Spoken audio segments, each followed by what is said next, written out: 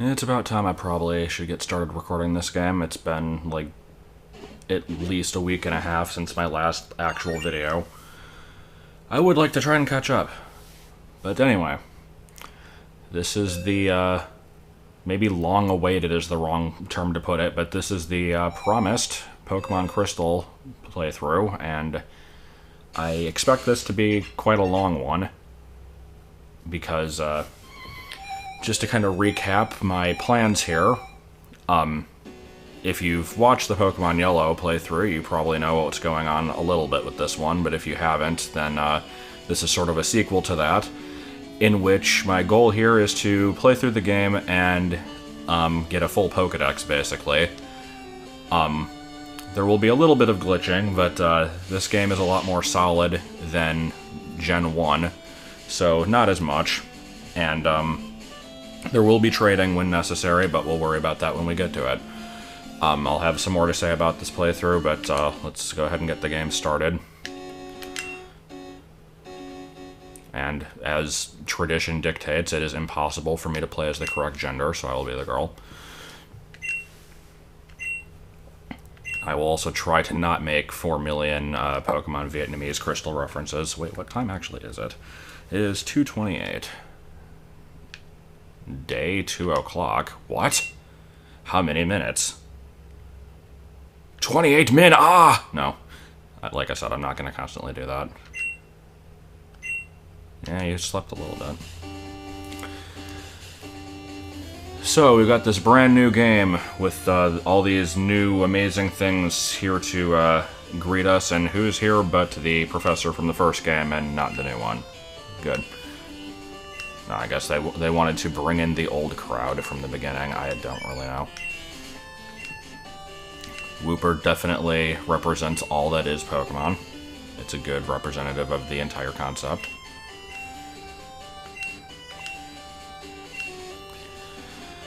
Alright, so for the name on this one, I've already said Wanna.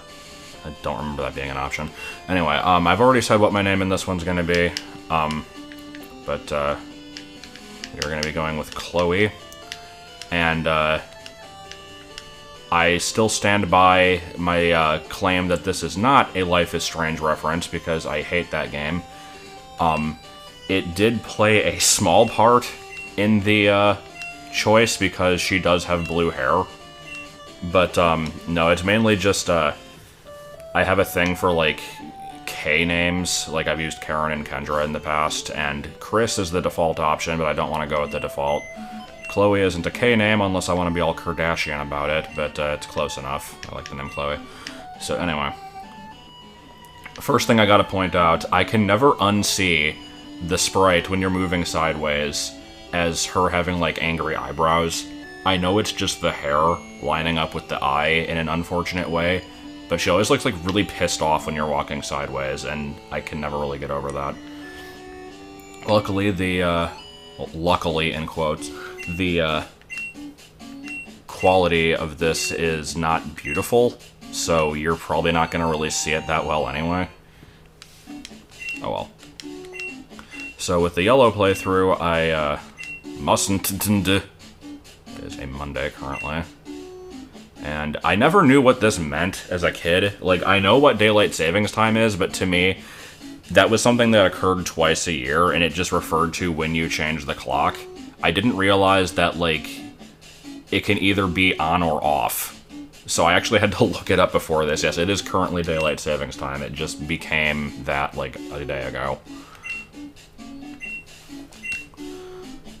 So yeah, I do know how to use the phone, but as I found out through resetting this a few times, whether you say yes or no, she tells you the same thing anyway.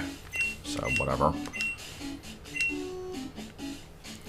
But yeah, the Pokemon Yellow was recorded through Stadium on the N64. This one, not so much. This is actually on the GameCube. I did that because I think it gives slightly better quality, and it doesn't have to load for 10 minutes whenever you load it up. Like, so anyway, Volcano Bake Meat, etc. What is it, Cinnabar Burger?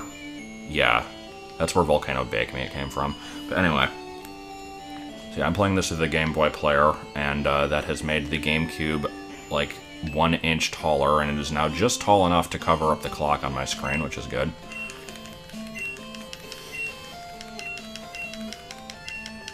But yeah, whenever you load this up in Stadium, it takes frickin' ages to actually get to a point where you can play it, because you basically have to sit through the entire opening and then like an additional 30 seconds afterwards before it allows any button inputs.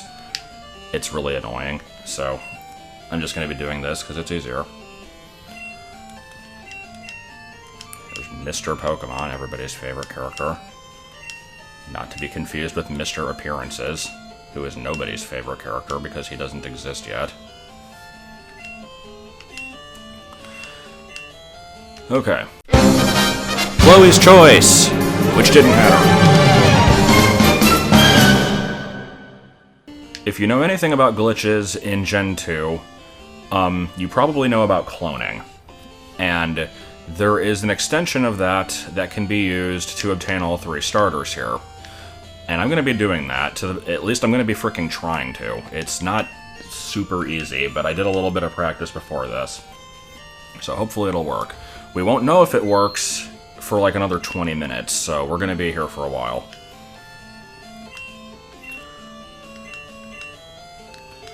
So we go ahead and grab our first starter. I'm not really getting these in any particular order because I'm going to be getting all 3, so I'm just taking them from left to right.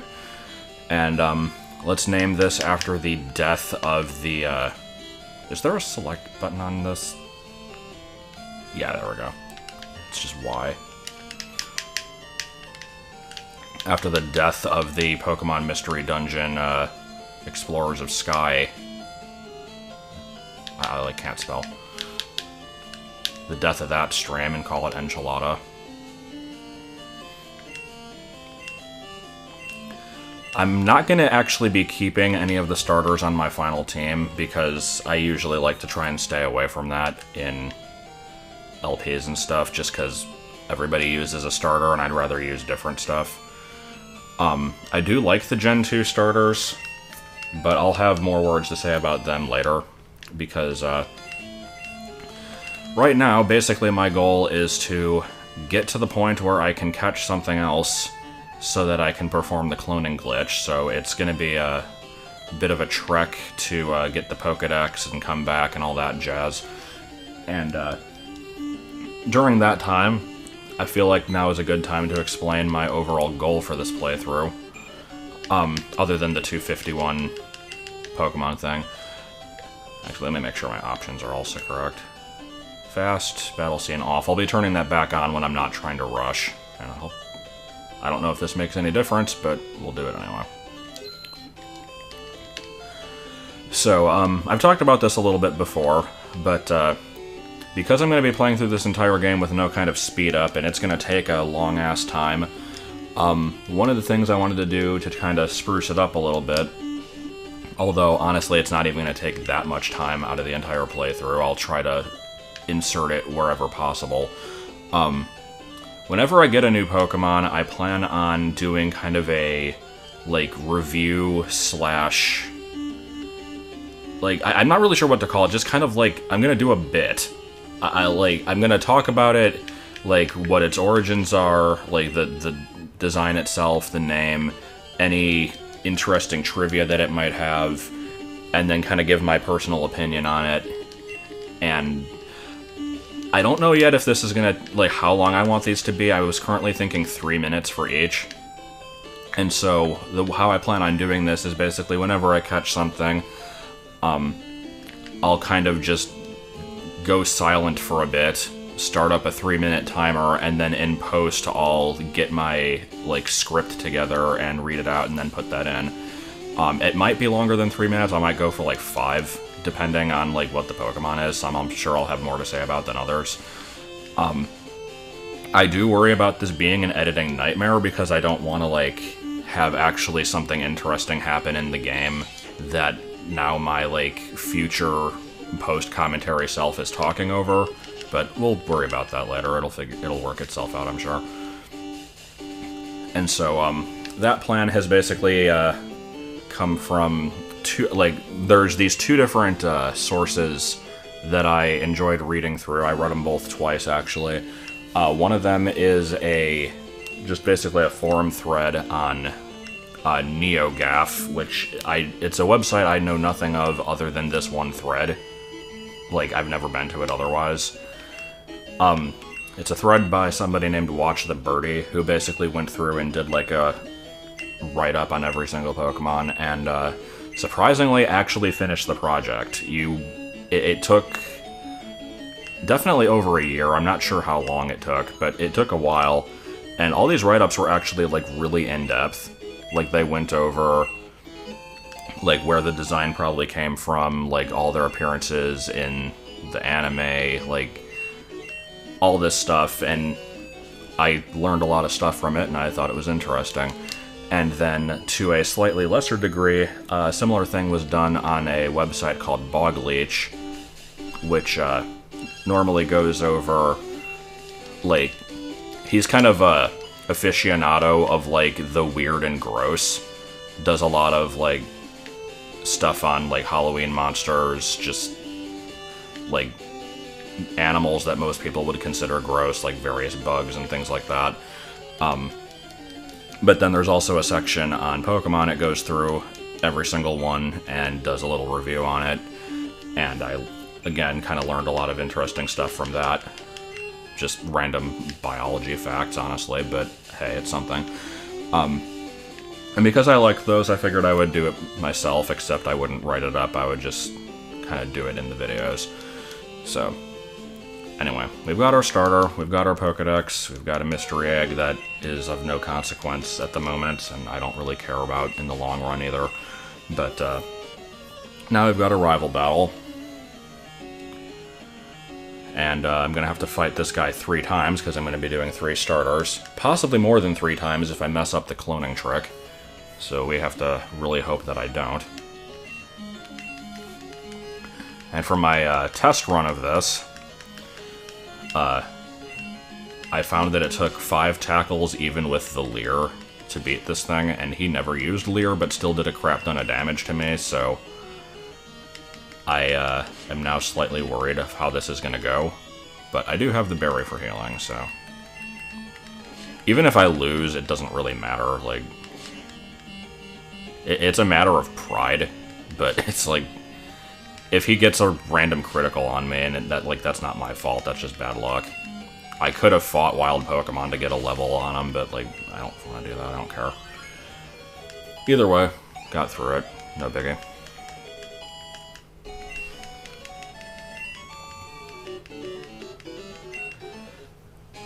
And, here's the line that sparked a million confused children, apparently. Now, I never had this problem. Where people are just, like, they thought that his name was 3 question marks. That sounds really dumb to me. I don't really get how people thought that, but I guess if you're, like, 4, I don't know.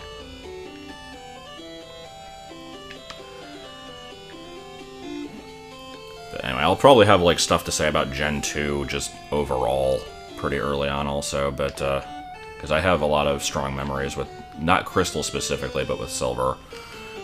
I didn't have this game as a kid. I didn't actually play through this one until, like, 2005 through emulation. Anyway, we're not going to be keeping this save file, so I'm just going to name him something stupid, so I'll just call him, like, Faith. I mean, I could just enter, like, a bunch of A's, but no, we're going with Faith. Turns out I now keep this save file, and we have a new bagel situation on our hands.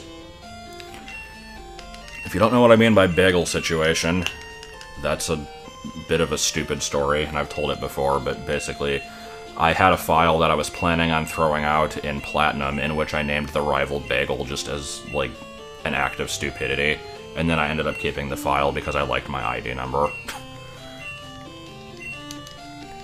Like, hey, my ID number is 386. That's an interesting number. I should keep this. It's a little bit stupid, but whatever. Okay, so now my goal is to go back to Cherry Grove, catch an thing along the way, doesn't really matter what, and then attempt to do this trick and hope that it doesn't fail spectacularly. I will explain that I've done this trick in Gold and Silver before, and the timing is different in Crystal, and it's apparently a lot harder. I've technically never successfully done it in Crystal, but when I did some testing earlier, I messed it up, and then, like, kept trying with the messed up save file, and got it, like, 4 times in a row on that. Oh shit, I didn't mean to do that. Not paying attention. Oh well, I'll catch the next one. So hopefully I know how to do it now.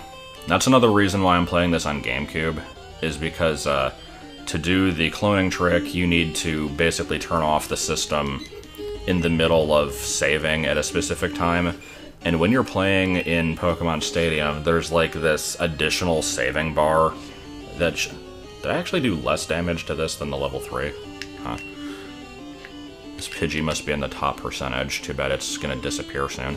But, yeah, there's like this additional saving bar that appears, and I feel like that's probably gonna mess up the timing. Good. Now, I could have spent 5 seconds to look up if somebody had a video specifically showing the timing in Stadium. For all I know, it might even be easier than the method I'm doing now. But, whatever, this should be fine. But yeah, I've successfully done it on, Gold and Silver, because it's a little bit more lenient in those, and, getting all 3 starters at the beginning is cool. Even if I'm not going to be keeping them throughout the playthrough, it'll eliminate me having to trade for the other 2, and it'll give me a, temporary team to work with until I get an actual permanent team member. First permanent team member will not be for a little while, I'll say that much. And with Yellow, I had a team of 10. Was it 10 or was it 12? Yeah, I think it was 10. I don't even remember. I had a team of 10 that I rotated, and it was chosen through votes. This one, it's just going to be 6, because the game has a really bad level curve, and it's being played at normal speed, so I don't want to waste as much time. And I've chosen the team myself. I'm not going to say what any of them are. You will find out in due time. Alright, so here's what we do. We've got our other Pokemon, so we can deposit Enchilada in here. Go ahead and change box. I don't think it matters which one you change to, but I'm just going to do box 14. When you change a box, data will be saved. Okay. You want to overwrite. So now I basically want to turn the game off at a very specific timing, so let me get up and do that. Let's hope this works.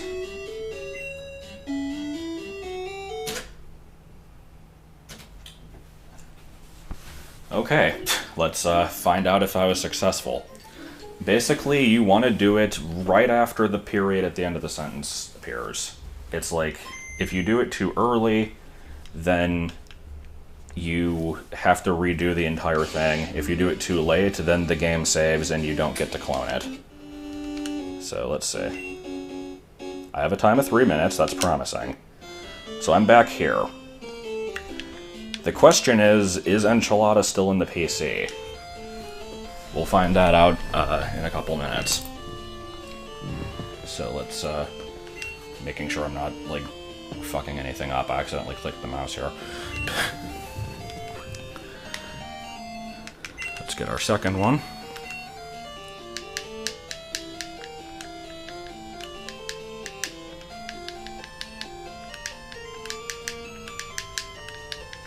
Croc have a pillory. I assume I spelled that right, I don't actually know.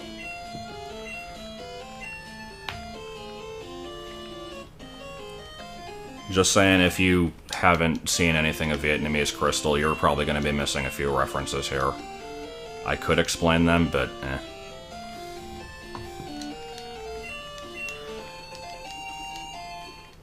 So yeah, basically, the way the cloning trick is supposed to work is when you are in the saving screen, it saves your...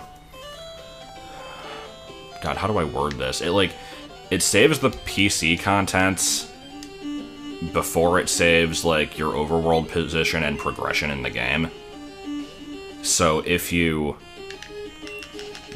have something in your team, and then, like, you saved, you go into the PC, deposit it, and then do the save and, like, turn off at the right time, it'll save that it's in the PC, but it won't remember that you took it out of your party because it hasn't saved that yet, so it'll be in both places, so you can have two of the same Pokemon.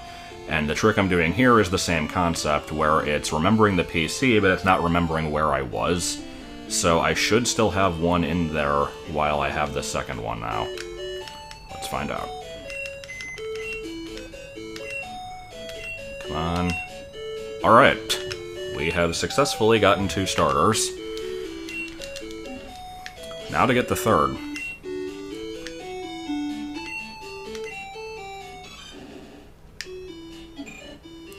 Cool stuff. Cyndaquil is, of course, the Fire-type starter of Gen 2, and seeing as how the Charmander family was the most popular starter of Gen 1, it kind of had a lot to live up to in that regard. So I feel like Game Freak probably went in a different direction with this one, rather than trying to top it. Whereas Charmander was fairly cute, Charizard, the final form, was kind of the more, like, badass one of the group, and that was the one that all the little kids went crazy over because, I mean, who doesn't like a fire-breathing dragon? And while this evolutionary family does also go through the standard start out cute, become more, like, aggressive, intimidating in the final form, it stays cute for longer and never really reaches that full, like, extent that Charizard does. And I feel like they did that mainly just to kind of make it stand out a bit. Interesting, though, comparing the two families, Cyndaquil actually shares the exact same base stats as Charmander. All starters usually stay in the same base stat range anyway, just so they're all on equal footing, but in this case, they're actually completely identical, so the only difference between the two, other than, obviously, appearance, is the moves that they can learn, and even then there's quite a few similarities. Cyndaquil's name is a combination of Cinder and Quill, fairly obvious. Cinder just referring to, like, ashes, basically. As a kid, I didn't pick up on that, and for some reason I was thinking of cedar or something along those lines when I first heard it. Which is just kind of a type of wood, and I wasn't really sure why it was named that. Its Japanese name is Hinoarashi. You'll have to bear with me with any Japanese pronunciations in these. I don't speak the language, so I may get some of these slightly wrong. It's a combination of Hi, which means fire, and Yama-arashi, which means porcupine. According to Bulbapedia, it may also be referring to the phrase Hi no Arashi, 3 separate words, which could mean storm of fire. Cyndaquil is based off of a variety of small mammals. It's difficult to pinpoint any specific one that it could be. The most common one that is agreed upon is the echidna, which is one of 2 monotremes, the other being a platypus. Monotreme is a mammal that lays eggs. Echidnas are probably most well known just for the character Knuckles from the Sonic series. But besides being an echidna, it could also be a shrew, or a tenrec, apparently, which is an obscure animal I'd not heard of until looking up the origins of Pokemon. Tenrecs are just basically shrews. They're not really that different, but if you want to look one up, then go for it. And of course, it also does resemble a porcupine when it has the flames fully extended. It's, some people will also be quick to mention it could just be as generic as a rat, and people usually point that out when going off of the fire Pokemon Chinese zodiac theory, in which each of the fire starters has to resemble a Chinese zodiac animal. A lot of them are a perfect match, or at least come very close. Cyndaquil is the one that's the farthest away, and you basically have to consider it a rat for it to fit in, which, if it's a small mammal, rodent type thing, I mean, it's close enough, but whether or not the zodiac theory holds any water is yet to be seen. I guess we'll find out in the next gen if it fully strays from it. Also, the Pokédex calls it a fire mouse, but the Pokédex is full of crap. As for my personal opinion on Cyndaquil, I am a fan of it. I think it's quite adorable. The jagged fire coming out of it is definitely a different look from the normal-looking flames that other fire Pokemon, such as Charmander, usually have. I like that its eyes are always closed. There's not many Pokemon like that, so it has like a constant happy look on it. And it's different. Most fire starters, or even just fire Pokemon in general, have a red, orange, yellow color scheme, and Cyndaquil, without the fire coming out, has a beige color, which is similar to yellow, but otherwise it doesn't immediately look like a fire Pokemon until the fire comes out of its back, and then that kind of gives it away. So, it's interesting. I like it. Probably my favorite of the three. Alright, so let's do this again. So I've got my fodder, and I've got my two things that I want to clone, so let's go ahead and do this crap. So at this point, since I've successfully done it once, the worst thing that can happen is I turn the game off too late and it saves my overworld position, and then I can't do it again for Chikorita. If I do it too early, I'll still have to do it again for Totodile, but I'll already have the Cyndaquil in the PC. I think is how that works, at least, so let's hope for the best.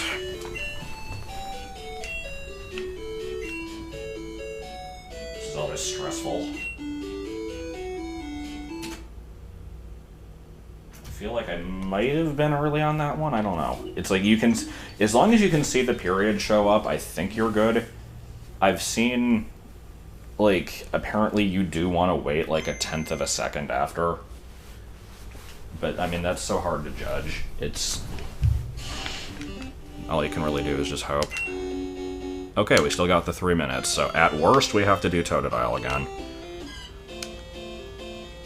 So let's go ahead and grab our third starter. And if I got lucky here and got the 1 out of 8 chance of it being female, I have a nickname for it. I didn't, so... we are going to call this one Basil.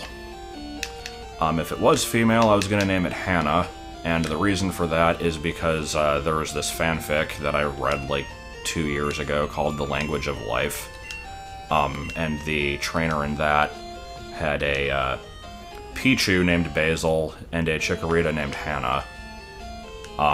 So I'm just going with the other one because, I mean, it's fitting for a grass type anyway. Plus, I can claim that it's a reference to Datai's solo run with Hoppip, even though I already kind of said that it wasn't. But, I mean, it sort of is. It can be two things. So right now, I basically just want to confirm that the other two are in the PC, then I can do a proper save, and we can actually go through this section of the game a third time, but this time not have to, like, rush through it and worry about missing stuff. I mean, I'll still probably want to rush through it anyway, because it's now, like, my 87th time doing it. Because I did the 3-starter trick in my I think my third playthrough of Silver, and I did it recently on the copy of Gold that I got specifically for this LP, because I needed another Gen 2 game in order to get the things that aren't in Crystal, so, and just for trade evolutions and stuff. So I need to play through that game at least up to between the 7th and 8th gym, so I can catch Remoraid. I have not done that yet. I've gotten through 3 gyms. I play that game very rarely and sporadically. I'm in no major hurry, though. Okay. We are in good shape here. So let me just make sure everybody is in existence. I don't know where I was going with that statement, but we've got all 3, which is nice. There's no natures or anything in this game, so I don't need to look at those to be like, oh, I'm sad, this one has a negative attack stat, like, whatever. So we got all 3, and I am fully satisfied. Totodile is our water starter for Gen 2, and much like Squirtle to come before it, and basically all the water starters to follow after, It's basically just a aquatic animal that exists in real life, colored blue and with a few stylistic changes made to it.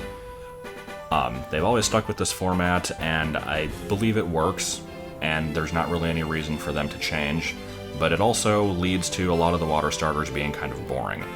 One of the other trends with the water starters is they're always an animal that can walk on land.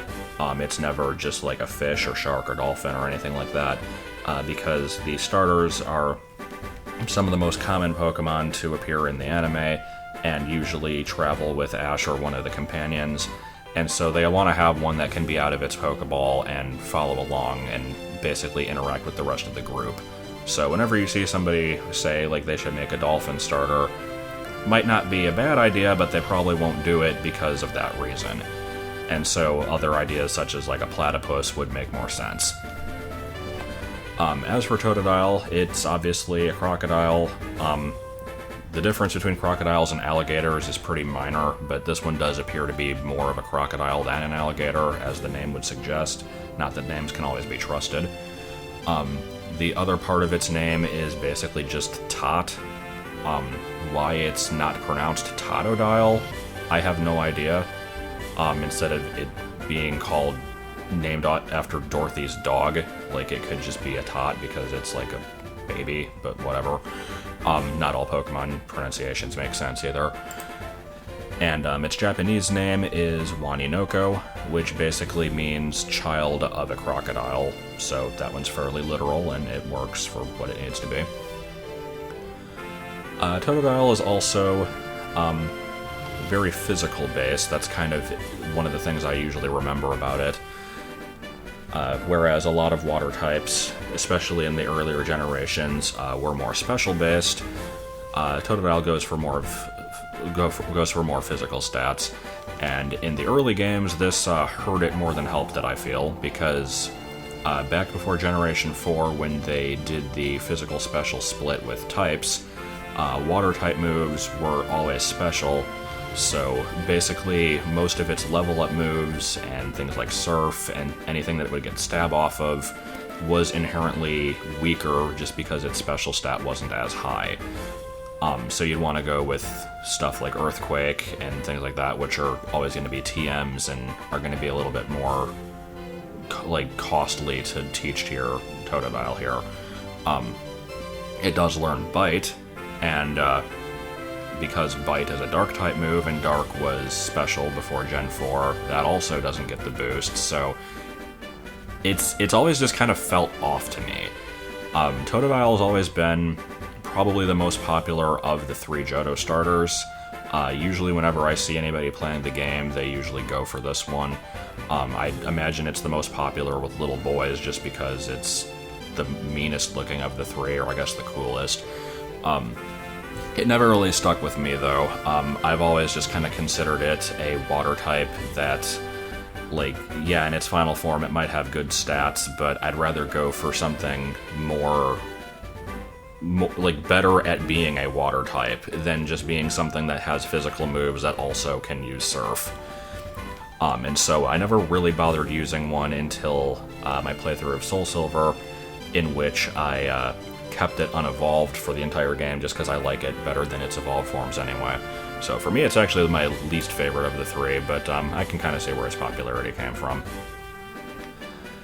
And I'm trying to struggle to fill up 5 minutes of this one because Totodile just really never interested me, so I can't say a whole lot about it.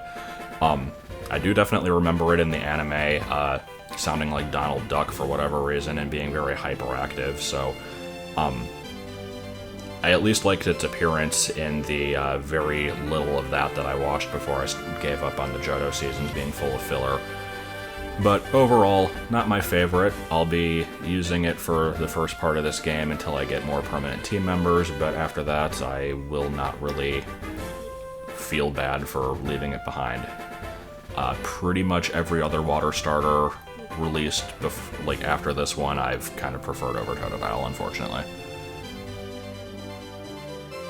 Chikorita is the Grass-type starter of Generation 2, and is unfortunately probably the least favorite Grass starter out of all the ones released so far, as well as the least favorite of the 3 Johto starters. While I feel that is slightly unfair, I also kind of see where people are coming from with that, and I can't completely fault them for it. I personally do like Chikorita, and I've used it and its family quite a few times throughout various playthroughs, but it definitely does have its shortcomings.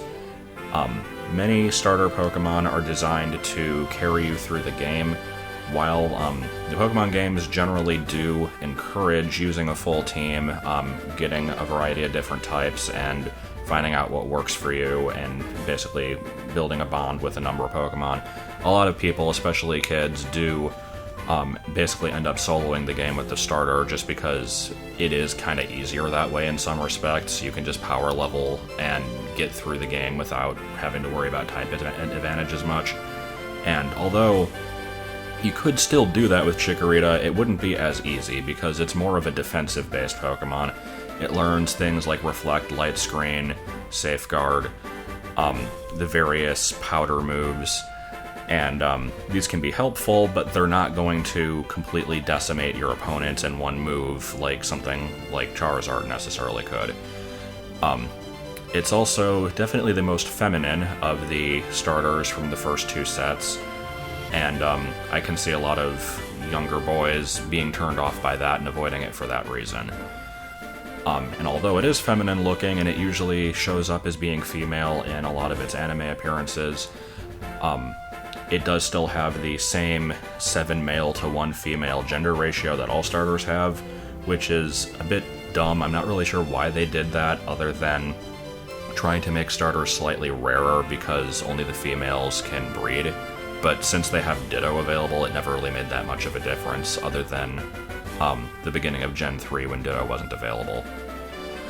So Chikorita is based off of just kind of a number of different plants.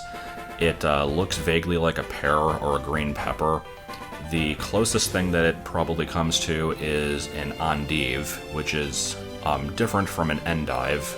There are 2 different plants with the same name.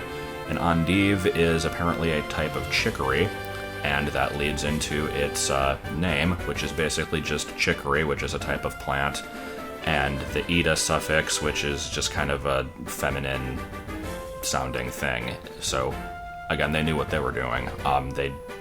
They clearly made it female looking and then didn't have the gender ratio to match it, but oh well. But yeah, it's one of the few grass starters that basically is just a walking plant and doesn't really have any major animal basis. It does vaguely resemble a sauropod, but especially in like the evolutions. But in this stage, it's more just kind of a walking plant.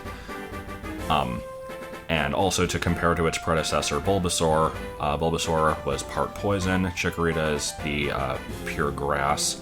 And that probably does make more sense, because I never really saw the point of making a dual-type starter, because it just kind of throws off type effectiveness in some cases, and it can be confusing for the younger crowd.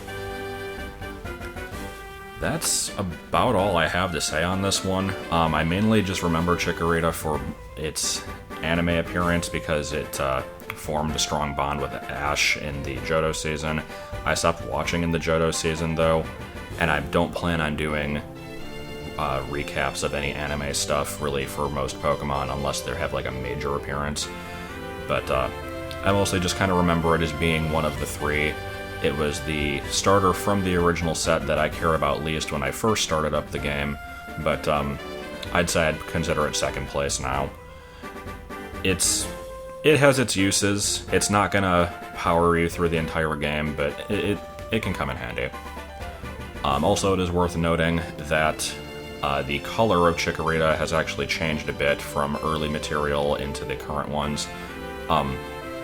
When Gold and Silver first came out with some like early material and the original artwork and stuff, it was a fairly bright yellow, and it has kind of grown into more of a light green, and depending on what source you're looking at, it kind of varies between the 2. So it's just one of those Pokemon they never really decided on a true color for. Okay, I'm going to assume that whatever post-commentary I'm doing is over by now.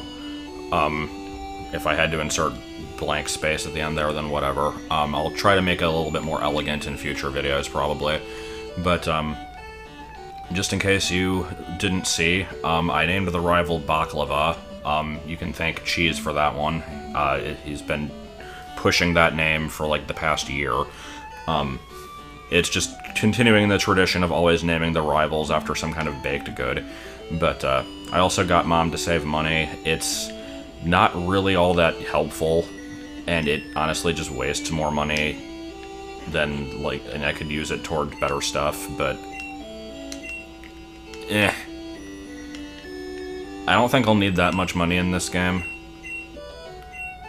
Like, in Gen 1, I could always clone it if I needed to. I could, like, clone nuggets and sell it for, like, TMs and stuff. Here I don't really have that luxury, but I also don't know if it's that important. Like, I don't know, I'll have to see.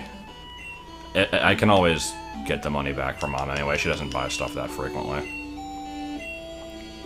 Clearly, I'll just grind a crap ton of it with Meowth. That'll work. I don't know why I'm talking to people. But anyway, let's go ahead and go through this route again. I want to point out also, this is, I think, might be the only time that you have an option to skip the catching tutorial. I can't remember if you can skip it in Gen 1. I don't think you can. But it's nice, and they didn't have that option in later games, which is always really stupid. It's like, okay, this is like my 10th one that I've played, I know how to catch a Pokemon. You really don't have to show me. I have Pokeballs, I could catch stuff on this route. I'm not going to now, because if I do, then I'll have to commit to, like, doing the reviews of them now, and I already did the 3 starters in this video. I want to see how that's going to work, because obviously at the time of me recording this, I've not actually done those yet. So I need to, like, get a better grasp of how I'm going to handle those, and then I can, do more of them next time, because there's a decent amount of stuff on Route 1, and, well, I guess it's not Route 1, it's, what, 29, I think? The first couple routes, like, there's a decent number of things I can catch here. The usual early route garbage, mostly, but, I mean, hey, everything has its role in the delicate Pokemon ecosystem. No, I don't know what the hell I'm talking about. So basically, I'm just going to be checking this route for items.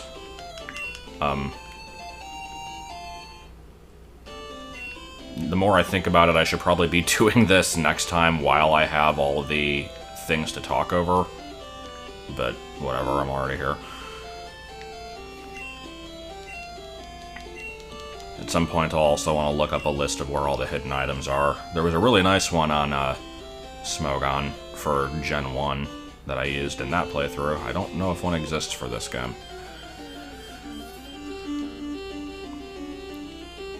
But yeah, if you want an early Geodude, here's a good place to get one.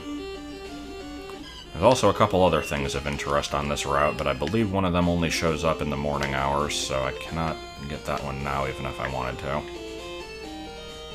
But yeah, that's sure is a dead end.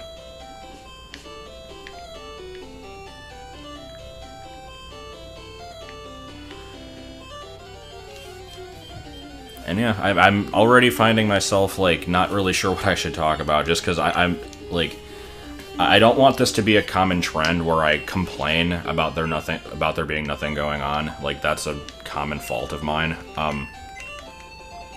I have stuff I can talk about, I feel like this segment was almost just a test of sorts. I wanted to make sure I could do the starter glitch. It succeeded. I need to figure out how the, like, post-commentary stuff is gonna work, and I'm, like, slightly anxious until I do that, so I wasn't planning on this video being as short as it is, but I mean, right now, without any kind of speed up or editing, I'm at, like, the 43-minute mark, so it's not bad. Let's go ahead and take the tour of the town, and then we'll wrap it up.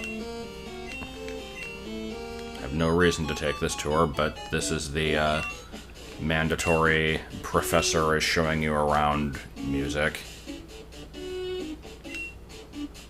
Is that what this... I think, like, this song is in every game, but I can never remember if it's, like...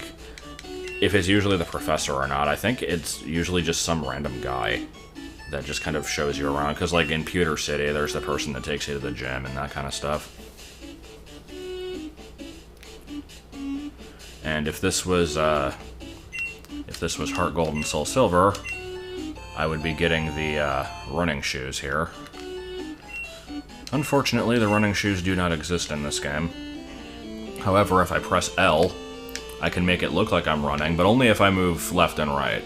And only in comparison to moving up and down, because it's like, oh, I'm moving so slow, but if I turn right, ooh, look how fast I am. Yeah. I don't like playing it with the stretched look. I think it looks stupid. I'm fine with the black borders, and hopefully you are too. So let me actually... I don't think there's anything else of note in this town, really. Like, I'll talk to the people next time, but yeah. We'll go ahead and wrap this up. Hopefully the video comes out okay. Oh, and actually, let me show one other thing while I'm thinking about it, just for the sake of interest here. Because did you see there, Pokedex 1? So yeah, I've got Chikorita, I've seen Cyndaquil, no idea what Totodile is, what's that? I've never heard of it. And that's because even though I have the other Pokemon, they were pulled out of the PC with no circumstance behind them. I didn't catch them or receive them or get a, like, this is a new capture, do you want to nickname it, etc. So it's like, I have them, but the game doesn't really know I have them, so to actually get those in the Pokedex later, I'm going to have to breed them. Just kind of an interesting quirk of that glitch, but yeah, I think I'm good now. I will see you next time for Faith. Except Faith is gone, it's Baklava now.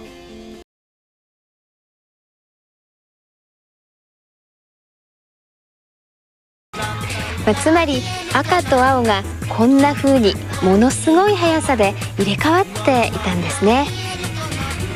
I know there are 150 Pokemon out there, but is there really one more adorable than Pikachu? I don't think so.